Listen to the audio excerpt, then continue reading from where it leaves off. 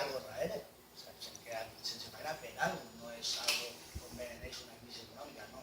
Nosaltres pensem que és una crisi ideològica i no s'han clavat la seva ideologia a saco.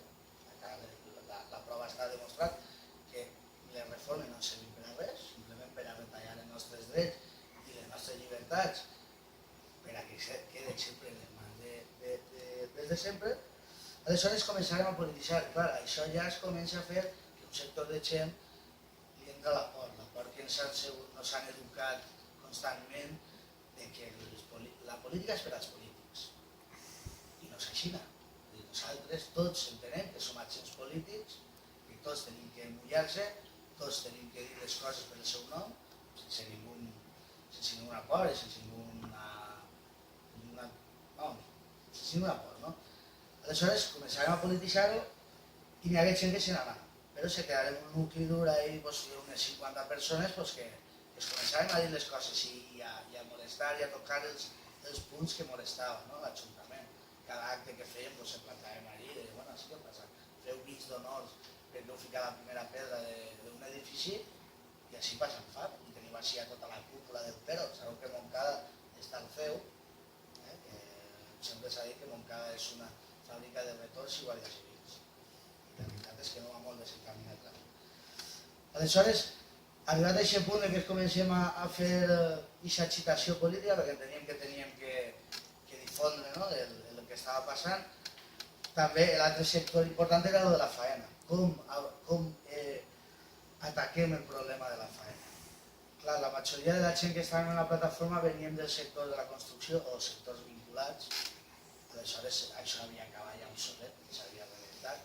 El primer que ens va acudir als companys era fer una espècie de cooperativa de serveis, lo típic, d'anar a... Si alguna persona necessitava fer una paret o fer xapucetes, doncs ahí estàvem, eren tots obrers, hi havia gent molt qualificada, des d'un PO fins a oficials. Clar, vam plantejar i vam dir, bueno, tenim que analitzar-ho, la realitat. La realitat és que si fem això, resulta que com estem tots parats, quan algú té una xapuceta que fer sempre té un company, un amic, doncs que li ho arreglarà. Aleshores diguem, bueno, doncs tenim que estudiar una via de faena.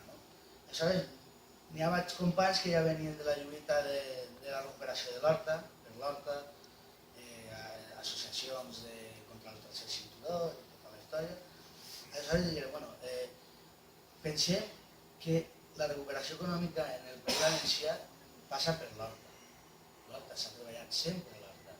Pensem que l'estratègia de trencar tota l'Horta, perquè era l'especulació immobiliària, paralitzat, molts pocs havien quedat paralitzats i n'hi havia molta terra feta a pols, en desús. Aleshores començarem a mirar aquesta possibilitat de la terra. Clar, volíem que fos algo diferent, no volíem caure en maneres de fer antigues. Aleshores vam dir, bueno, passa per una cooperativa. Hem de fer una cooperativa on no n'hi ha una estructura jeràrquica, sinó que tots decidim i canviem el model sociolaboral que havíem conegut ara, que tots veníem d'empreses privades, i vam començar a treballar a l'Horta. L'Horta pensem que és té que ser el motor per realment activar l'economia del País Valencià. No s'equivoquem. No podem tornar a fer edificis. Hi ha més de 50.000 vivendes buides en València capital, en contornada, que ahí estaven buides, perquè són el que són i no li donen així. Aleshores, centrem i comencem a estudiar el tema de l'Horta. Vam conèixer l'experiència d'una gent de Paterna, una plataforma també de Paterna, que havien començat a treballar horts urbans. Clar, nosaltres dels horts urbans ens quedava i ens pareixia interessant, però volíem llocs de treball real, no volíem cultivar, perquè quan la primera moment que plantegem a l'Ajuntament de l'Horta ens diuen tema urbà, no sé què, us fiqueu en contacte amb Càritas, treballeu un poc de terres que tenen i així anava a fer. Nosaltres entenem que no, que volíem treballar i volíem ser nosaltres que ens construïren des de baix cap a dalt. Aleshores, vàrem fer un estudi, vàrem mirar les terres en desús de Montcada i la contornada, de la comarca de l'Horta, una barbaritat. Molts dels amos de les terres era gent que una part havia deixat aquestes terres perquè volien entrar en país, aleshores la deixem abandonada fins que vinga l'Ajuntament i deia, doncs ho comprem, però això ja no anava a passar, no anava a crear-se nous països. Aleshores nosaltres plantejàvem un projecte ben estructurat i ben currat, era un totxo de cares, i ho presentàvem a l'Ajuntament on dèiem que volíem donar la possibilitat a 20 famílies de Montcada, entenem 20 famílies, si ells podien aportar més diners, podia ser més gent, però de moment eren 20 famílies, pensàvem el que seria econòmicament el que costaria, perquè enteníem que el tema del camp ho buscaríem nosaltres, perquè enteníem que l'Ajuntament si parlava i intentava fer recerca del camp, després no la podia jugar. Em diu, bueno, nosaltres fem una recerca dels camps, de l'Ajuntament demanàvem que la partida de socioeconòmica que tenien, que en aquell moment eren 150.000 euros, molt poquet pel desastre que n'hi havia, que una part anava destinada a nosaltres, perquè enteníem que ells, aquests diners era per tapar 4 forats que tenien i subcontraten. Me'n recordo que en plena crisi contractaren a Secopsa, que és una empresa que no és del poble, la contractaren perquè algú anava a traure un benefici d'ahir, canviaren camions de fem, perquè era una màquina que feia, eliminaren un treballador, canviaren tots els contenedors perquè tenen que adaptar-se a la màquina eixa, cosa que els contenedors estaven molt bé, i això costava, me recordo que parlaven de milions com si fos xurro, no sé si eren 16 milions, canviar tota la infraestructura, això va que n'hi ha i fem-ho tot aquí.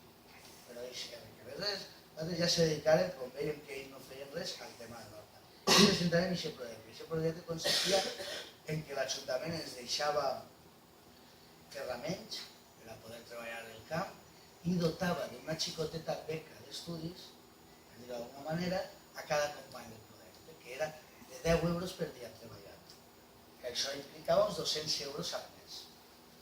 En principi van dir que no, l'ensenyament és el PP, majoria absoluta, nosaltres érem l'enemic, clarament, ho deien així. Bueno, vàrem seguir totes les pautes que l'Ajuntament demanava. Parlàrem en els, com allà en el meu poble, suposo que quasi passa també, no deixen parlar en els plens. Aleshores, la defensa del nostre projecte la tindrien que fer els partits de l'oposició. Els partits de l'oposició, doncs clar, els interessava pegar-li canya a l'alcalde i ens donaren suport.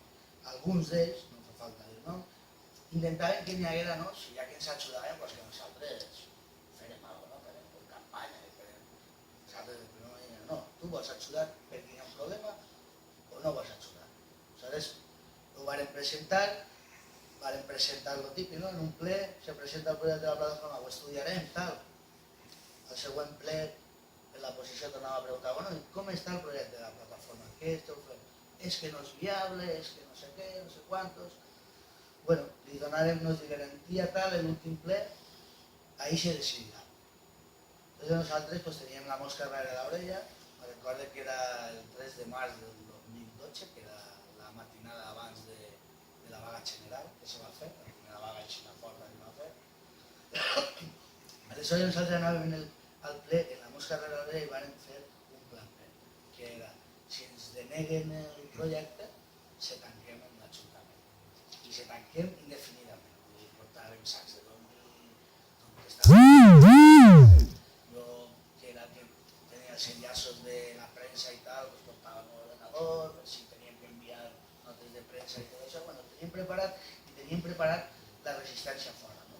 Per a que no fora sols tancats una gent, sinó que a partir del dia 1 d'estar tancats en l'Ajuntament, pues començaren solidaritat en el carrer, visualitzant a la gent que estava dins, perquè si no, molta gent no s'enteraria, no? Arribar el dia, arribar al ple, ficaren a parlar, l'últim punt, ho feren aposta, l'últim punt, i la consejala, que en aquell moment era el nostre enllaç, tenia que dir, no?, el que se feia, comença a tirar mentides, no? No és viable, és mentira, el que fan, no sé què, no sé quantos. Bueno, no s'aprova la moció. Tanquem el ple. I s'alçaren i diguem, bueno, d'ací no se n'anem. Se queda al·lucinat l'alcalde, diu, este tipo un sopar. Bueno, pues no va a sopar avui. Farem a quedar. I se tancaren. Això va fer que cridaren a la Guàrdia Civil, se plantaren allí uns 10 picoletos, demanaren per el representant, que era jo, a tu te pueden incluir en la guía periodista, profesor, no sé qué, i bueno, això ho diràs tu. Entonces, així no me'n meneche, si no ho diuen els companys, decidim o deixim en un mínim acord. Després se van fer les 3 de la matinada i el senyor alcalde, que estava allí tancat en el seu despatx allí atrinxerat, pues, per fi va deixar entrar a mi com a representant i volia que estiguera membres de l'oposició, que realment no ho enteníem, el partit polític no pintava res. Entrarem i, bueno, en principi nos digué que vale, va, ho anem a estudiar i ho tirarem per acabant i tal. No se fiava, però l'atenció de la gent, en famílies, tots allí, pues tampoc era plan, no volíem estar. Se van fiar de la seva paraula. Vinga, pues així anem. I van així. El dia següent estàvem tots allí en la torre de l'Ajuntament i bueno, va, que estem així, parlem. Per no enrotllar-me molt més sobre el tema, li va costar, però al final, no per convenciment d'una alternativa laboral a la crisi, sinó perquè tenia por a la resposta social que podien engegar el projecte en marxa. Lògicament, els plaços no es complia, el nostre voluntarisme, nosaltres ens dedicàrem a netejar les soques dels camps de tarongers, que la majoria són camps de tarongers abandonats, en un voluntarisme impressionant, en unes ganes, hòstia, preferim això que estar en els bars, no? I cremant-se i pastilles. Encara no vol estar en tractament psicològic de la crisi. I bueno, començarem així, ja portem 2 anys, este any era l'últim que anàvem, però com eren eleccions, el senyor alcalde nos vol ampliar el projecte, a mi és que realment no som un dimoni, no? Nosaltres anàvem a dir, mira, ha anat un poc més lent del que tocava, que això era una segona part que vos volia explicar, com funcionem, no? A nivell del projecte. Però bueno, engeguem el projecte, estàvem motivats, començàvem a treballar la terra. També dic que hem tirat per el tema ecològic, teníem que el tema convencional ja n'hi ha un mercat ahí i que l'ecològic la gent es comença a conscienciar-se i també per el tema ideològic, no? De donar productes sans a la nostra gent més propera. Disculpa, sí. me hablas per cooperativa. Sí, bueno, el projecte, és que se m'ha olvidat, perdó. El projecte era de formació. Durant 2 anys plantejàvem dins del pressupost, la majoria dels diners anaven destinats a la formació. Teníem un mestre en cooperativisme i un mestre en agricultura ecològica. Aleshores estem aprenent. En principi estàvem baix el paraigües de l'Ajuntament, aleshores com era formació era com una escola taller, no? Plantejàvem una escola taller. Com estàvem baix el paraigües no necessitàvem això. Ara en aquest moment hem creat una associació perquè cooperativa encara no podem donar el pas perquè se necessita un capital. Sí, clar, falta un capital inicial. Un capital social i tal, que tenim perquè hem estalviat. Però els companys que formen part n'hi ha un aport, aleshores de moment no s'hem fet però hem creat una associació on fem el formulari 112, paguem IVA i ho fem tot, no? Legal, que pots fer-ho, és una associació. I el futur, la idea és la cooperativa.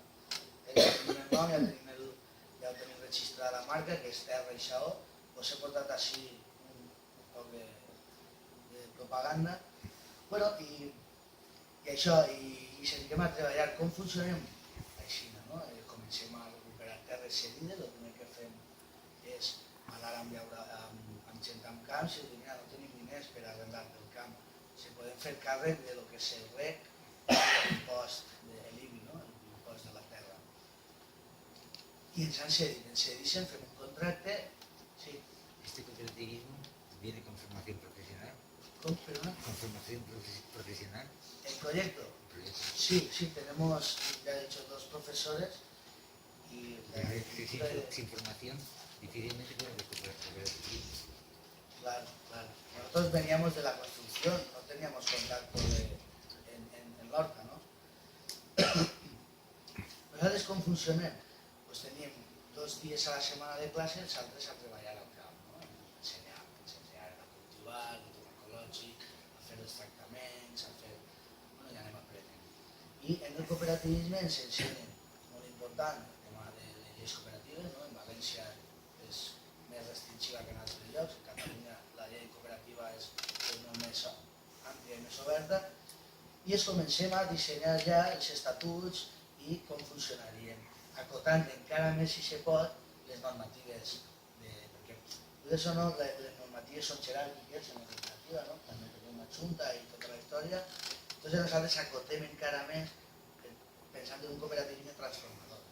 El mestre que tenim és un crac, un sindical a cos, coordinadora obrera sindical de València, que ell estudia molt sobre el sindicalisme del paisatgisme, no? Les conversacions de la guerra i tal, i entonces volíem encara donar un pes més enllà i fer-ho més revolucionari, per d'alguna manera, no? Més que siga cada decisió que no se puga mixir, que ningú se puga tendir a la corruptela, no? Com han passat en cooperatives molt importants, com Mondragón i tal. I en això estem fent-ho, portem 2 anys, estem currant molt, currem moltes hores, per 200 euros que ens facilita l'Ajuntament, quan ens ho facilita, perquè no puc dir 100 euros això, però l'optimisme ens pesa més que no confiar en l'Ajuntament. Començarem 20 i ara som 10, gent a trobar faena, gràcies a gràcies a qui siga, menys a Déu, a trobar faena, altres s'han donat compte que és dur el camp, són hores, no n'hi ha hores, vull dir, si s'han regat diumenge, doncs cal regar, punt. També és bonic que, coneguent els problemes que tenim en les empreses privades, entre els companys s'ajudem, no? Intentem, jo per exemple acabo de ser pare i els companys m'ajudem molt en aquest aspecte, si m'he de quedar un dia amb la nana perquè està maleta i tal, els companys me donen suport, no? I vaig amb la plena tranquil·litat que estem ahí. També és veritat que el que volia comentar de l'aspecte humà, no? Venim d'on venim, hem tingut que treballar, estem un poc més endarrerits del que toca, perquè hem tingut que treballar molt el tema del companyerisme, molt de deixar a veure aquest pensament d'anar, tu te paguen, i el que tens al costat que li donen molt per el cul, no? Les que les empreses privades. Tenim que entendre les peculiaritats dels companys, la precarietat dels companys. Tenim companys que si no estiguessin amb nosaltres estarien exclosos relativament socialment de la societat, gent que potser no té ni el graduat escolar, gent que, ja t'he dit, si no fos per projectes així, ara mateix estarien menjant els mots, no pot ser.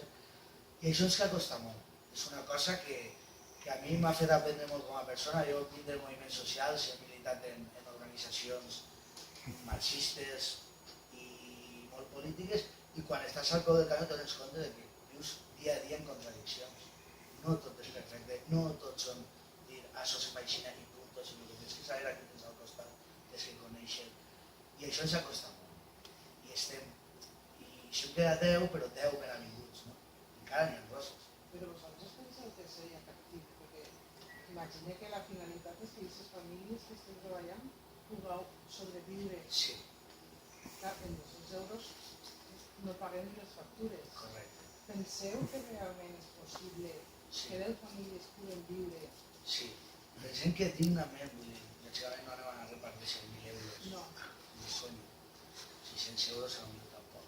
Però viure en allò que esteu i viure dignament i en austeritat, que jo sempre he sigut auster, no? Però que ara se li demana austeritat, penso que sí, és laboriós i és complicat. Ja t'he dit que este any acabem amb l'Ajuntament, ja no sé què, no això no sé saber. Però l'entusiasme ens fa seguir.